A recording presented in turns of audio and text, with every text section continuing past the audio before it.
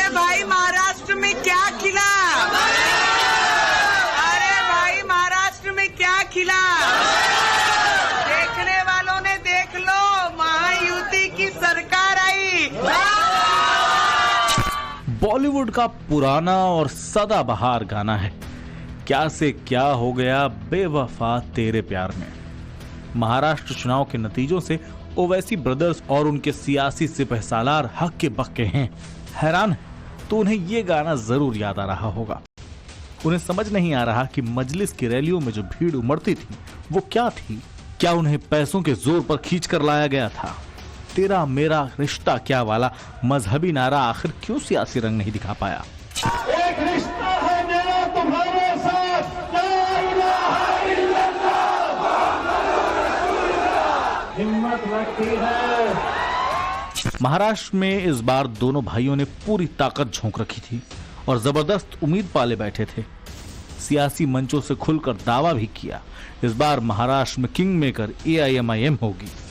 लेकिन चुनावी नतीजे आए तो उन्हें सांप सूंघ गया। चुन चुनकर जिन मुस्लिम बहुल सीटों पर ओवैसी ने अपने मुस्लिम उम्मीदवार उतारे थे, उन्हें अपनी बिरादरी ने ही पटखनी दे दी। पूर्व सांसद इम्तियाज जलील औरंगाबाद पूर्व सीट से हार गए। वारिस पठान भिवंडी वेस्ट सीट से 5वें नंबर पर रहे। भायखला में AIMIM के प्रत्याशी फयाज अहमद सिर्फ 5,531 वोट ही पा सके।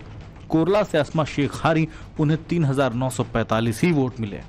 वर्सोवा से रईस लश्करिया हारे, उन्हें मात्र 2,937 वोट मिले। मुमरा कालवा से सरफराज खान हारे। नांदेड़ साउथ से सैयद मोइन हारे। सोलापुर से फारूक मकबूल हारे। कारंजा से मोहम्मद यूसुफ हारे। धुले शहर से फारूक अनवर हारे। औरंगाबाद सेंट्रल से नसरुद्दीन तैकुद्दीन सिद्दीकी हारे। सबसे ज्यादा मुस्लिम आबादी वाले मालेगांव सेंट्रल से ओवैसी के उम्मीदवार मुफ्ती मोहम्मद इस्माइल बड़ी मुश्किल से जीते। उनकी जीत का मार्जिन सिर्फ 162 वोटों का रहा। महाराष्ट्र विधानसभा की ये वो 12 सीटें हैं जहां 40 से 60% मुस्लिम आबादी है और इसी चुनावी गणित को ध्यान में रखकर ओवैसी ने इन सीटों पर बड़ा दांव लगाया था। महाराष्ट्र की सियासत में इस बार किंग मेकर होने का सपना पाला था। अपनी पार्टी AIMIM को राष्ट्रीय पार्टी की पहचान देने की जुगत लगाई थी, लेकिन पूरा पासा ही पलट गया। अरे भाई महाराष्ट्र में क्या खिला? अरे भाई महाराष्ट्र में क्या खिला? देखने वालों ने देख लो, महायुति की सरकार आई। AIMIM के जो कार्यकर्ता देखो देखो कौन आया, शेर आया के नारे लगा रहे थे, अब बगले झांक रहे हैं। महायुति की प्रचंड जीत की सुनामी के बीच उनके लिए यह सदमा बड़ा है कि महाराष्ट्र के मुसलमान वोटरों ने ही ओवैसी पर भरोसा जताने से इनकार कर दिया, उनकी भड़काऊ सियासत को नकार दिया। महाराष्ट्र तो महाराष्ट्र, झारखंड विधानसभा और बिहार उपचुनाव के नतीजे भी ओवैसी के सियासी जख्मों पर मरहम नहीं लगा पाए। महाराष्ट्र में ओवैसी ने 16 सीटों पर उम्मीदवार उतारे थे, झारखंड में 60 सीटों पर और बिहार उपचुनाव में 4 उम्मीदवार उतारे थे। यूपी उपचुनाव में मीरापुर और कुंदरकी में भी AIMIM उम्मीदवार ताल ठोक रहे थे। लेकिन महाराष्ट्र में एक सीट को छोड़ दें तो सभी जगह AIMIM की उम्मीदों को बड़ा झटका लगा। चारों राज्यों में कैंपेन से लेकर उम्मीदवार सिलेक्शन तक में ओवैसी ने काफी सावधानियां बरती। उन्हीं सीटों पर इस बार उम्मीदवार उतारे हैं जहां मुस्लिम गेम चेंजर की भूमिका में हैं। इसीलिए इन नतीजों को ओवैसी के तीसरे चैप्टर का दी एंड कहा जा रहा है। अकबरुद्दीन ने रैली में जुटी भीड़ के सामने घड़ी देखकर कहा कि अभी 15 मिनट बाकी। ये टाइम बताने का इशारा नहीं था, ये साल 2012 के अपने विवादित बयान को महाराष्ट्र में भुनाने की सोची समझी प्लानिंग थी। हिंदुस्तान, हम 25 करोड़ है ना, तुम 100 करोड़ है ना, ठीक है, तुम तो हमारे से इतने ज्यादा है। 15 मिनट के लिए पुलिस को हटा लो, बता देंगे किसमें हिम्मत है, कौन ताकतवर है।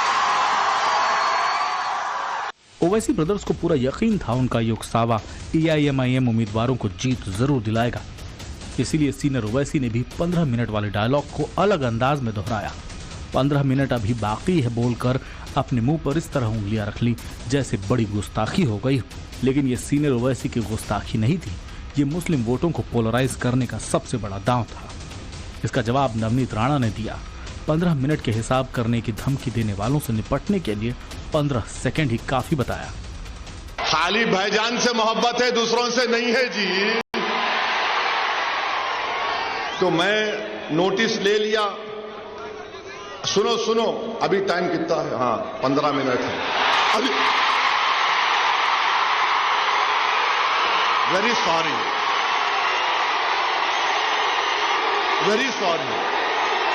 9:45 देखो, 9:45। नगर के तहत आने वाली औरंगाबाद पूर्व सीट से ओवैसी को सबसे ज्यादा उम्मीदें थीं। यहां मुस्लिम वोटों के ध्रुवीकरण के लिए मुगल बादशाह औरंगजेब को प्रतीक बनाया गया। औरंगजेब की कब्र पर चादर चढ़ाने और फातिहा पढ़ने का चुनावी स्टंट तक किया गया। मुझ पर कई हमले हो चुके हैं, मगर याद रखो औरंगाबाद की आवाम, मैं तुमको जज्बात में लाने के लिए नहीं कह रहा हूं।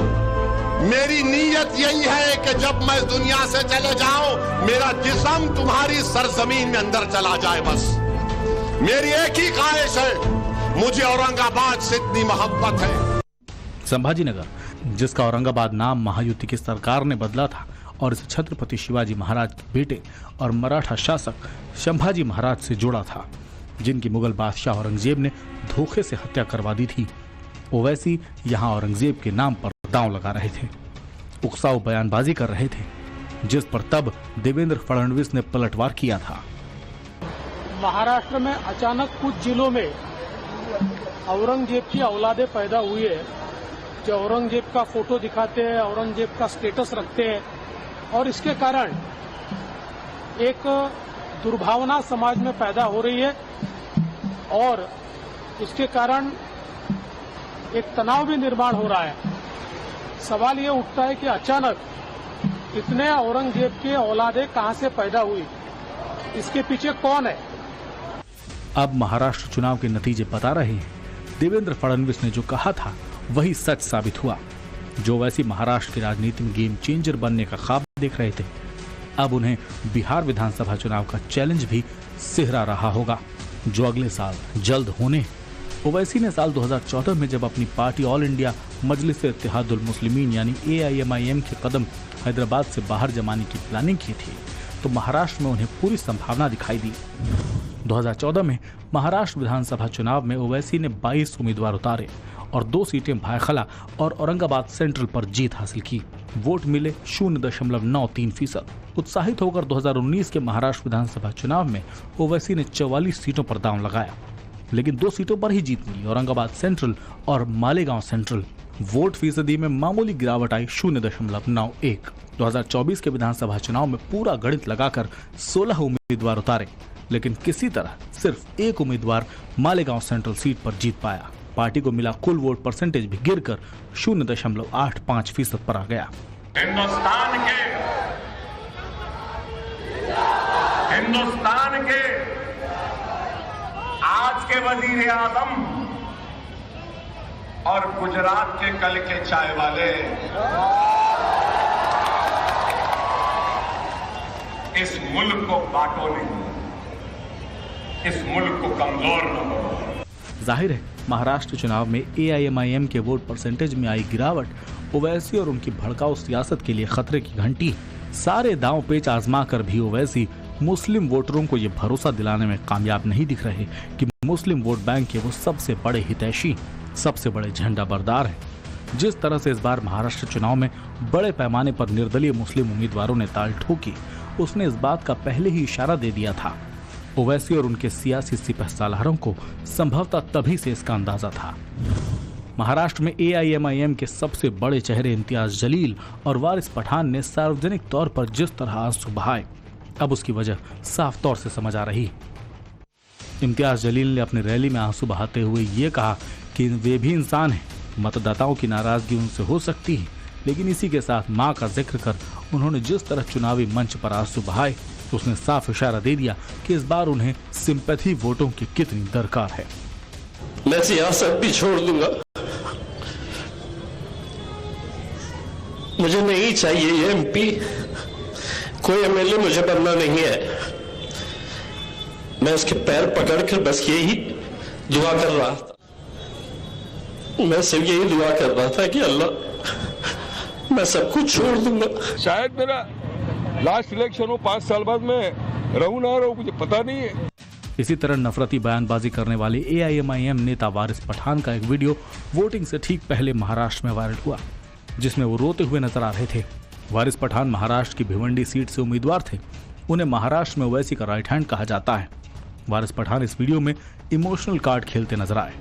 वीडियो में वो कहते सुनाई दे रहे हैं कि शायद ये उनका आखिरी चुनाव है, भिवंडी की जनता उन्हें जिताएगी। ऐसा कहते हुए उनके आंसू छलक रहे थे।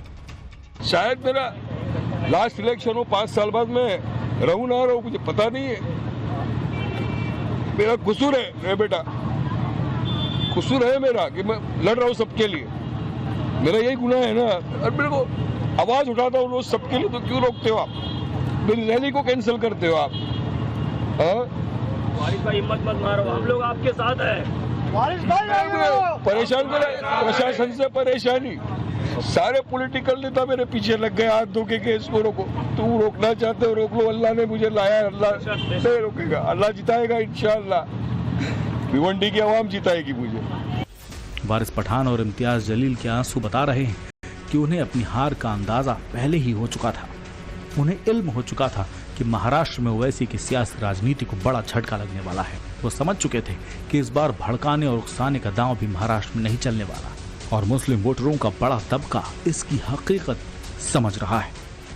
लेकिन ओवैसी इसके उलट अपने भड़काऊ एजेंडे में जुटे रहे। सोलापुर में चुनावी सभा के दौरान पुलिस ने ओवैसी को भड़काऊ भाषण देने से रोकने के लिए नोटिस तक थमा दिया। पुलिस ने ओवैसी को भारतीय दंड संहिता की धारा 168 के तहत चेतावनी दी कि किसी भी तरह के भाषण से किसी समुदाय की भावनाओं को ठेस न पहुंचे। इस पर तेवर दिखाते हुए ओवैसी ने मंच पर पुलिस का नोटिस पढ़ा और मराठी में जारी किए गए नोटिस का मजाक उड़ाते हुए अंग्रेजी में नोटिस देने की मांग की। सीनियर पुलिस इंस्पेक्टर साहब ने सेक्शन 168 BNSS की नोटिस दिए, मेरे को लव लेटर दिए। हमारे ससुरे की तरफ से आई नोटिस। दामाद से बहुत मोहब्बत करते ना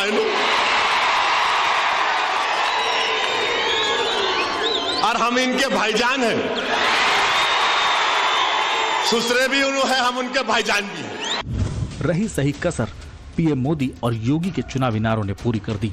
सीएम योगी के बटेंगे तो कटेंगे और पीएम मोदी के एक रहेंगे तो सेफ रहेंगे के चुनावी नारे ने महाराष्ट्र में चुनावी दंगल की तस्वीर बदल कर रख दी। एक तरफ मुस्लिम तुष्टीकरण की राजनीति करने वाली AIMIM और समाजवादी पार्टी का महाराष्ट्र में बड़े उलटफेर का सपना टूटा, तो दूसरी ओर महाअघाड़ी को महाराष्ट्र के मतदाताओं ने पिछाड़ी की हालत में पहुंचा दिया। आपको बता दें, महाराष्ट्र विधानसभा चुनाव से पहले ओवैसी की पार्टी इंडिया गठबंधन में शामिल होने की मांग बार बार करती रही, लेकिन कांग्रेस और शिवसेना UBT ने उन्हें कोई भाव नहीं दिया। AIMIM इस पर महाअघाड़ी को कोसती भी रही, उसके ओवर कॉन्फिडेंस पर तंज भी कसती रही, तो दूसरी ओर ये भी कहती रही कि महाराष्ट्र में वो सेक्युलर सरकार का समर्थन करेगी, मुख्यमंत्री पद के लिए धर्मनिरपेक्ष उम्मीदवार का समर्थन करेगी। लेकिन महाराष्ट्र की जनता ने उन्हें ये सब कुछ करने का मौका ही नहीं दिया। यूपी से लेकर महाराष्ट्र के चुनाव ने ओवैसी को बड़ी चुनावी सीख दे दी है। हिंदुस्तान की राजनीति में ओवैसी ने अपनी सियासत के तीसरे अध्याय के जरिए जिस बड़े उलटफेर का दावा किया था, वो बखिया फिलहाल उधर चुकी है। जाहिर है अब उन्हें बिहार चुनाव के लिए हिम्मत जुटानी है, जहां अच्छी शुरुआत के बाद उन्हें झटके पर झटके झेलने पड़े। महाराष्ट्र चुनाव ने उनकी साख पर जो चोट की है, बिहार चुनाव उसे और गहरा न कर दे। अब इससे बचने की तैयारी उनके लिए जरूरी है। ब्यूरो रिपोर्ट, टाइम्स नाउ, नव भारत।